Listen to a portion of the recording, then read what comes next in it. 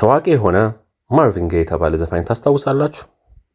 ይህ ታዋቂ ዘፋኝ አንድ ቀን ከወላጅ አባቱ ጋር አለመግባባት ውስጥ ይገባል። ይህም አለመግባባት ወደ መደባደብ ይደርሳል። ጭራሽ አባትየው ሮጦ ሄዶ የጦር መሳሪያውን ያወጣና ተኩሶ ልጁን ደረቱን ይመታዋል። በጣም የሚያስገርመው ነገር ይህ ድርጊት ልጅየው አጥብቆ ይፈልገው የነበረ መሆኑ ነው። ይህን ነገር ከመሰረቱ ለመረዳት እንድንችል ከመጀመሪያውን ጀምር። ነገሩ እንዲህ ነው።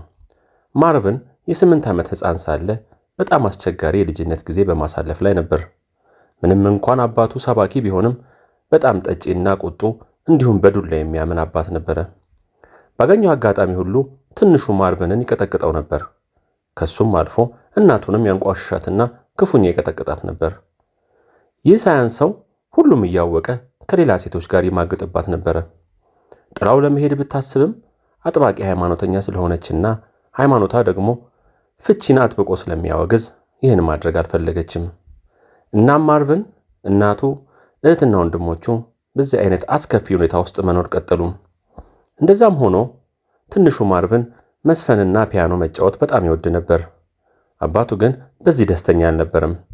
በሌላ በኩል እናቱ በጣም ታበረታታው ነበር። በዚህ ሁኔታ ረጅም ዓመታት አለፉ። ማርቪንም አድጎ በጣም ታዋቂ ድምፃዊ ሆነ። በየሀገሩ እየዞረ ኮንሰርት የሚሰራ እጅግ በጣም ብዙ የሙዚቃ አልበም የሸጠ በተለያዩ ትልልቅ ቦታዎች ላይ የተጋበዘ ስራዎቹን የሚያቀርብ ግሩም ድምጽ ያለው በዓለም ታዋቂ ድምፃዊ ሆነ። በተለይ ሌትስ ጌት ኢት ኦን የተሰኘው ሙዚቃው እጅግ ተወዳጅ ሆነ። በዚህ ሁኔታ እንደ አውሮፓውያን አቆጣጠር እስከ 80ዎቹ መጀመሪያ ድረስ ቀጠለ። ይህን ጊዜ ማርቪን 44 ዓመቱ ነበረ። በሙያውም አንጋፋ እንደሆነ ነበር። ሆኖም ግን ጥልቅ የድብርት ችግር ነበረበት። ይህ ችግር በፊትም የነበረ ቢሆንም አሁን ግን እየተባባሰ ሄደ። እሱን ለመሸሽ ሲልም ከባድ የአደንዛዥ እጽ ውስጥ ተዘፍቆ ነበር። የእነዚህ መደራረብ ደግሞ እጅግ በጣም እንዲጨነቅና እንዲፈራ አደረገው። ሁልጊዜም ሰዎች ሊገድሉኝ እየፈለጉኝ ነው እያለ በስጋት ነበር የሚንቀሳቀሰው። ፍርሃቱ በጣም ከማየሉ የተነሳ ለኮንሰርት በሚንቀሳቀስበት ጊዜ እንኳን መድረክ ላይ እስኪወጣና ሙዚቃ ስራውን እስኪያቀርብ ድረስ ጥይት መከላከያ ለብሶ ነበር የሚንቀሳቀሰው። ይህ ሳያንሰው የገንዘብ ችግር ውስጥ ነበር ያለው። ከ$9 ሚሊዮን በላይ ብድር ተዘፍቆ ነበር። እንዲሁም ያልከፈለው ከ$4.5 ሚሊዮን በላይ ዕዳ ነበረበት። በዚህም ምክንያት ዕቃዎቹ መወረስ ጀምረው ነበር። እናም ነገሮችን ማስተካከል ስላልቻለ በአንድ ወቅት ለወላጆቹ ገዝቶላቸው ይኖሩበት ወደ ነበረ ቤት ተመልሶ በ44 ዓመቱ አብሯቸው መኖር ጀመረ። ሆኖም ቤት ውስጥ ሰላም አልነበሩም። አሁንም አባትየው እየሰከረ ይረብሽ ነበር። አሁንም እናትየዋን ያንቋሻት ነበር። አሁንም ማርቪን ከሱስ መላቀቅ አልቻለም። ከአባቱ ጋርም ሁልጊዜ እንደተጋጩ ነበረ። መጥፎነቱ ደግሞ ቅድም እንዳልኳችሁ ማርቪን ስጋት ያለበት ሰው ስለነበረ በተለያየ ጊዜ የጦር መሳሪያዎችን እየገዛ ቤት ውስጥ በተለያየ ቦታ ላይ አስቀምጦ ነበር። ሌላው ቀርቶ ራሱን እንዲጠብቅበት ብሎ ለአባቱም ገዝቶለት ነበረ። እናም ከጊዜ በኋላ ማርቪን ሁሉ ነገር እየከበደው መጣ።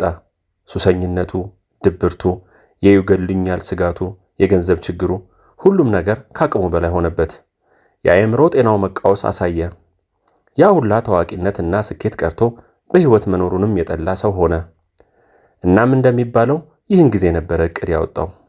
ዕቅዱም አባቱን ከእናቱ ገሸሽ ማድረግና እናቱን ነፃ ማውጣት ነበረ። እንደ እህትና ወንድሞቹ ምስክርነት ከሆነ የማርቪን ቀጥተኛ ዕቅድ ይህ ነበር። በቅድሚያ አባቱ እሱን እንዲገድለው ያደርጋል። በመቀጠል ፖሊስ መጥቶ አባቱን ወደ እስር ቤት ይወስደዋል። በመጨረሻም እናቱን ከአባቱ ነፃ ያወጣል ማለት ነው። እናም ዕቅዱን ተግባራዊ የሚያደርግበት ጊዜ ደረሰ። ከዕለታት አንድ ቀን አባቱ የሆነ ዶክመንት ጠፍቶት እናቱን ክፉኛ እየወቀሰ ነበር። እናም ማርቪን ይህን ሲሰማ በጣም ተበሳጭቶ አባቱ ላይ መጮህ ይጀምራል። ይህን ጊዜ አባት ይበሳጭና የባሰ እናት ላይ ያንባርቅባታል። ማርቪንም መሃል ገብቶ ለእናቱ አግዞ አባቱን መገፍተር ይጀምራል። ይህም ወደ ዱላ ቀጥሎም ደግሞ ወደ ድብድብ አምርቶ አባትና ልጅ መደባደብ ይጀምራሉ። በቦክስ አባቱን ሲነርተው መሬት ላይ ይወድቃል። ይህን ጊዜ ነበር እናት በቁጣ አቁም ትለዋለች። ማርቪንም ያቆማል። ነገር ግን አባት ከወደቀበት ተነስቶ ወደ መኝታ ቤት ይገባና ራሱ ማርቪን የገዛለትን መሳሪያ በማውጣት ወደ ማርቪን በመመለስ ደረቱን ተኩሶ ይመታዋል። እሱም ይወድቃል። አባትም በወደቀበት ድጋሚ ተኩሶ ይመታዋል። ሌላ ክፍል ውስጥ የነበረው የማርቪን ወንድምም ተኩሱን ሲሰማ ሮጦ ይመጣል። ይህን ጊዜ ወንድሙ መሬት ላይ በደም ተለውሶ በሞትና በሕይወት መካከል ሆኖ እየጣረ ያየዋል። እናም ከወደቀበት ሊያነሳው ሲታገል ማርቪን በለሆሳስ የመጨረሻ ቃላቶችን እያወጣ እንዲህ አለ። የምፈልገውን አግኝቻለሁ። ራሴ ላደርገው አልቻልኩም ነበር። እናም እሱ እንዲያደርግልኝ አድርጌዋለሁ። ይህን ተናግሮ በሚያሳዝን ሁኔታ እዛው ሕይወቱ አለፈ። ፖሊሶች መጥተው አባቱን በቁጥጥር ስር አዋሉ። ይህ የሞቱ ዜናም በዓለም ላይ በተለያዩ ቴሌቪዥንና ጋዜጦች ላይ ገኖ ተሰማ። ታዋቂው ሙዚቀኛ በገዛ ወላጅ አባቱ ተገደለ። ይህ በወቅቱ ትልቅ ዜና ነበረ። እናም በሰው መግደል ወንጀል ተከሶ ፍርድ ቤት የቀረበው አባት በሚገርም ሁኔታ ራስን መከላከል እንጂ የግድያ ወንጀል አይደለም በሚል በቀላል ቅጣት ብቻ ከእስር እንዲለቀቅ ተደረገ። ይህም ማለት የማርቪን የመጀመሪያ ዕቅድ ቢሳካም ሁለተኛ አባቱን ወደ እስር ቤት ማስገባት የሚለው ዕቅዱ ግን ሳይሳካ ቀረ። ጥሩ ነገር ማርቪን ከሞተ በኋላ እናቱ የፍቺ ጥያቄ በማቅረብ ከአባቱ ጋር ተለያይታለች። ይህም ሶስተኛው የማርቪን ዕቅድ እንዲሳካ ያደርገዋል ማለት ነው። እናም እሱ እንዳለው በሞቱ መጨረሻ ማርቪን የሚፈልገውን አግኝተዋል። ይህን ትረካ ያቀረበላችሁ ጃምቦ ሚዲያ ነው።